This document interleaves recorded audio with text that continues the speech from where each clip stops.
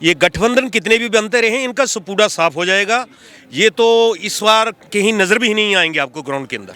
मोदी देश के दोबारा तीसरी बार प्रधानमंत्री बनेंगे और देश को विश्व के अंदर उन्होंने हिंदुस्तान को विश्व गुरु बनाने का जो प्रण और विकसित भारत बनाने का प्रण लिया है वो अवश्य पूरा होगा। देश की जनता कांग्रेस पार्टी के पूरे नेतृत्व के बारे में भी जानती है और इन 10 वर्षों के अंदर मोदी जी ने हिंदुस्तान के अंदर दिखा दिया है कि देश की सेवा करने वाला कौन है और भ्रष्टाचारी कौन है। राहुल गांधी और ये बाकी पार्टियां जो हैं भ्रष्टाचारी हैं जिन्होंने देश को आज तक लूट के खा लिया, ये कहां से देश का उद्धार करेंगे। अच्छा, हमीरपुर से सांसद है आपके अनुराग जी, क्या लग रहा है कैसा काम कर रहे हैं, कैसा कार्यकाल रहा उनका? क्योंकि युवा भी उनसे बड़े प्रेरित होते हैं, खेल के मामलों में बड़े एक्टिव रहते हैं, काम कैसा कर रहे हैं वो जमीनी स्तर पर? देखो, हिंदुस्तान के ये पहले सांसद हैं जो आज दुनिया के अंदर लोकप्रिय हैं।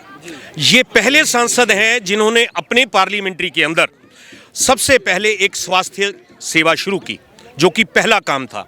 दूसरा, खेलो इंडिया। और हिंदुस्तान के ही ये पहले सांसद हैं जिन्होंने छोटे से प्रदेश के अंदर जो वंदे भारत ट्रेन चली वो चौथी ट्रेन हिमाचल से चलाई। कहीं ना कहीं चारों तरफ से घेर लिया है मोदी जी को। लग रहा है रहा आसान 2024 लोकसभा चुनाव की? 2024 में भारतीय जनता पार्टी फिर जीतेगी और श्री नरेंद्र मोदी जी तीसरी बार फिर इस देश के प्रधानमंत्री बनेंगे। जहां सर कह रहे हैं कि सरकार जो है कहीं ना कहीं रिपीट होगी, मोदी जी रिपीट कर पाएंगे।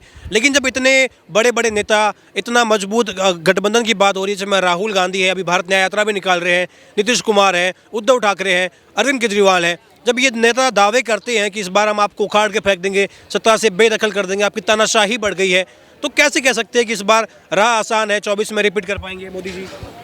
माननीय प्रधानमंत्री जी की राह आसान इसलिए है कि उन्होंने इन 9.5 वर्षों के अंदर हिंदुस्तान का नाम विश्व में पटल पर रखा है और हिंदुस्तान को अपनी पहचान दिलाई है कि हम हिंदुस्तानी हैं। ये गठबंधन कितने भी बनते रहे इनका पूरा साफ हो जाएगा। ये तो इस बार कहीं नज़र भी नहीं आएंगे आपको ग्राउंड के अंदर।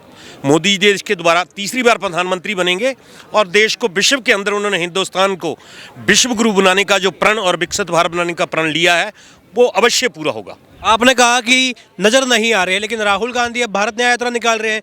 पहले भारत जोड़ो यात्रा, भारत न्याय यात्रा, 6200 किलोमीटर लगभग वो पैदल चलेंगे मणिपुर से मुंबई। कहा जा रहा है कि हिंदी भाषी बेल्ट है जहां भाजपा की पकड़ है, वहीं अब राहुल गांधी सेंधमारी करेंगे और तानाशाही के खिलाफ आवाज़ बुलंद करेंगे। बेरोजगारी, महंगाई, तमाम मुद्दे हैं जिनको लेकर कह रहे हैं हमने कमर कस ली है और अब जो है भाजपा की हम नीतियों का विरोध करेंगे और इन राज्यों में 14 राज्यों में कहीं ना कहीं हम सच्चाई दिखाएंगे जो अन्याय हो रहा है। देश की जनता कांग्रेस पार्टी के पूरे नेतृत्व के बारे में भी जानती है और इन 10 वर्षों के अंदर मोदी जी ने हिंदुस्तान के अंदर दिखा दिया है कि देश की सेवा करने वाला कौन है और भ्रष्टाचारी कौन है। राहुल गांधी और ये बाकी पार्टियां जो हैं भ्रष्टाचारी हैं जिन्होंने देश को आज तक लूट के खा लिया, ये कहां से देश का उद्धार करेंगे।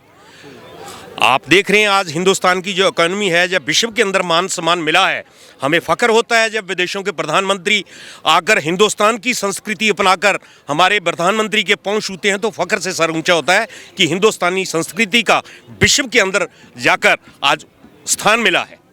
अच्छा, हमीरपुर से सांसद है आपके अनुराग जी, क्या लग रहा है कैसा काम कर रहे हैं, कैसा कार्यकाल रहा उनका? क्योंकि युवा भी उनसे बड़े प्रेरित होते हैं, खेल के मामलों में बड़े एक्टिव रहते हैं, काम कैसा कर रहे हैं वो जमीनी स्तर पर? देखो, हिंदुस्तान के ये पहले सांसद हैं जो आज दुनिया के अंदर लोकप्रिय हैं।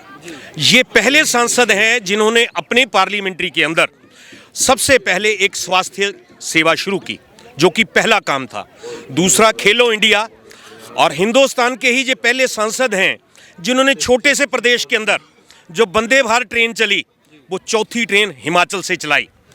ऐसी छोटी छोटी चीज़ें जो कि हर एक गरीब आदमी की ज़रूरत की हैं उसकी तरफ ध्यान देते हैं। उसी का है ये आज जो 500वां केंद्र खुलने जा रहा, ये भी उसी का एक हिस्सा है। तो माननीय सांसद जी की हमीरपुर से जो अनुराग ठाकुर जी हैं, इनका कोई कहना नहीं है कि इनकी सोच जो है नई पीढ़ी को, अभी पीछे इन्होंने नए बच्चों के लिए सांसद भारत भ्रमण शुरू किया, जो बच्चे अच्छे पढ़े हैं उनको देश का मौका दिया घूमने का। ऐसे ही लड़कियों को, लड़कों को भेजा। हर साइड से ये हमारे पार्लियामेंट्री के नहीं, पूरे देश के अंदर आज लोकप्रिय नेता बन चुके हैं, इनका सानी कोई नहीं है। देखिए उत्तराखंड, ये जो हिमाचल है ये भी देवभूमि कही जाती है, कहीं ना कहीं यहाँ ऋषि मुनियों की तपस्वी जो भूमि रही है ये। यहाँ पर अगर हम बात करें, मंदिरों की बात करें, यहाँ पर जो है आस्था की बात करें, तो क्या आज भी वो तमाम चीज़ें जो हमारी पुरानी चीज़ें हैं, जहाँ हमारा एक आस्था का केंद्र रहा है, क्या आज भी संरक्षित है? यहाँ अनुराग जी जो है उसको लेकर भी कुछ काम कर रहे हैं? देखिए, हिंदुस्तान के अंदर जब से 9.5 वर्षों के अंदर मोदी जी की सरकार आई है, अनुराग जी भी इस विषय पे काम कर रहे हैं। लेकिन अभी पीछे पीछे हमारा माता चिंतपूर्णी का मंदिर पड़ता है, मैं उसी विधानसभा से संबंध रखता हूँ। कांग्रेस ने आते ही वहाँ पर 1100 रुपये की एंट्री लगा दी, 1100 रुपये की पर्ची लगा दी, एक जो कि धार्मिक आस्था के बहुत खिलाफ है। हम जब किसी मंदिर में जाते हैं, बाकी इन और कई धर्मों से जो संबंध रखते हैं, वहाँ पर ऐसी कोई एंट्री नहीं है, कोई पर्ची नहीं है। ये कांग्रेस ने आकर हमारे पे एक हिंदू सनातन धर्म पे गलत रीति थोपी है। पिछले सर जब तक कांग्रेस सरकार रही, मोदी सरकार से 9.5 साल पहले से, तब तक देखिए कांग्रेस सरकार ने राम मंदिर को रोकने के लिए कितने वकील, नामी वकील, पूरी की पूरी फौज खड़ी की हुई थी। कभी जी क्या बोल रहे थे कि जी वहाँ है ही नहीं राम जन्मभूमि, राम कोई विचित्र राम मंदिर ऐसा नहीं है, कभी राम का अस्तित्व नहीं है। लेकिन जैसे मोदी सरकार आई, इन्होंने बता दिया सनातन धर्म में राम से बढ़ के कोई नहीं है, ठीक है। और अभी भी ये लगे हुए हैं। अब तो मैं सभी से प्रार्थना करना चाहता हूँ, सभी भारतवासियों से, कि सभी की रिस्पेक्ट, हर आदमी अपने अपने एक रिस्पेक्ट है हर धर्म में। सनातन धर्म में भगवान राम से ऊपर कोई नहीं है। सभी को मैं मैसेज देना चाहता हूँ आपके थ्रू, इकट्ठे होकर भारतीय जनता पार्टी को ही वोट करना चाहिए। लेकिन 24 के चुनाव में अगर हम बात करें तो देखिए, प्रधानमंत्री का 10 साल का कार्यकाल भी रहा। क्या भारत की जनता, देश की जनता 10 साल का जो कार्यकाल रहा है उसमें किस प्रकार से उसको देखती है, उसके आधार पर ही ये वोट करेंगे, या केवल राम मंदिर ही एकमात्र ऐसा भाजपा के पास जरिया है जो 24 के चुनाव के लिए जा रहा है रास्ता? देखिए, राम मंदिर एक अलग है, लेकिन आप विकास की तरफ आएँ। विकास आप देखिए, पहले देश कहाँ था, अब देश कहाँ पे है। देश पहले बिल्कुल, आप चाहे माननीय हमारे जो सांसद अनुराग ठाकुर जी, खेलों का ले लीजिए, एशियन गेम्स हुई तो हमारा क्या पहले था, हम कितने स्थानों पे रहते थे, आज हमारा जाके हम 3-4 नंबर पे खड़े होते हैं हर जगह आके।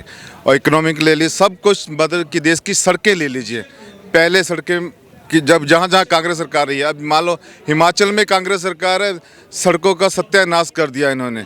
मैं खुद उन्ना से सिटी से बिलोंग करता हूँ, एक सड़क को 4 बार बना दिया और चारों बार चौथी बार टूट गई है सड़क।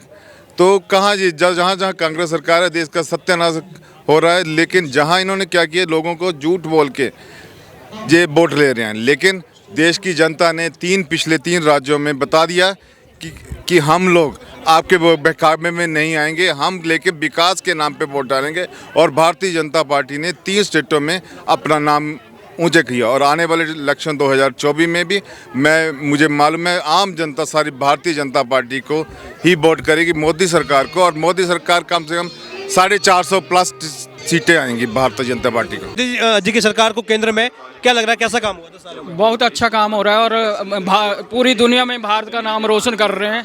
और हमारे को जितना उम्मीद थी उससे ज़्यादा ही कर रहे हैं। लेकिन राहुल गांधी अब न्याय यात्रा निकाल रहे, कह रहे न्याय नहीं हो पा रहा देश में। उसके यंत्र निकालने से कुछ नहीं होगा। जो मोदी जी ने काम किए हैं उसके बारे में सारी दुनिया, सारे भारत के लोग जान रहे हैं। और इतनी, जैसे अब 24 में तो इतना मज़ा आएगा कि जो उनका काम करने का जो लहजा है, बहुत ही आनंद आएगा उसमें। और हमारे सांसद जो अनुराग जी हैं, उनके 4 बार जीत चुके हैं और 5वीं बार उनका फिर जीतने का वो है। और हम पूरे विश्वास से कहते हैं कि अपने दिल्ली में जो है मोदी की सरकार आएगी और 420 तक सीटें आने की संभावना है। कैसे आ जाएगी जब विपक्ष का पूरा गठबंधन बना हुआ है, इंडिया अलायंस है, 26 दल है, बड़े बड़े धुरंधर शामिल है उसमें, कह रहे उखाड़ के फेंक देंगे, मोदी को सत्ता से बाहर कर देंगे।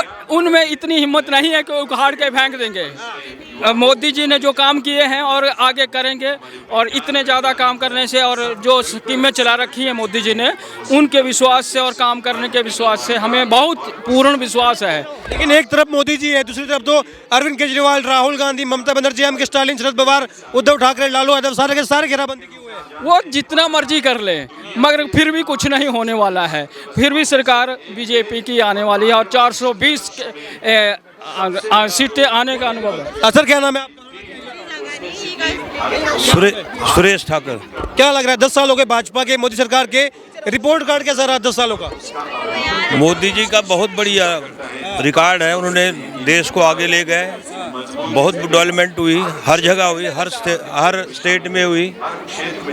तो इस लेकिन विपक्ष कह रहा है तानाशाही कर रहे हैं मोदी। उनके पास कोई मुद्दा ही नहीं है। जब उनकी सरकार थी कांग्रेस की तो भ्रष्टाचार दुनिया भर का हुआ उनके समय में, कोई बोफोर्स कांड, कोई कुछ कांड। तो इसलिए अब कुछ ना कुछ लाछन तो लगाने ही पड़ेंगे। लेकिन मोदी जी 2024 में अवश्य आएंगे, लगभग 350 से प्लस ही सीटें आएंगी